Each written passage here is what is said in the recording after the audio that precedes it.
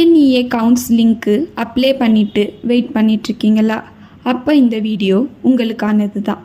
தமிழ்நாட்டில் top engineering காலேஜஸில் top கோர்சஸ்லாம் இருக்குது.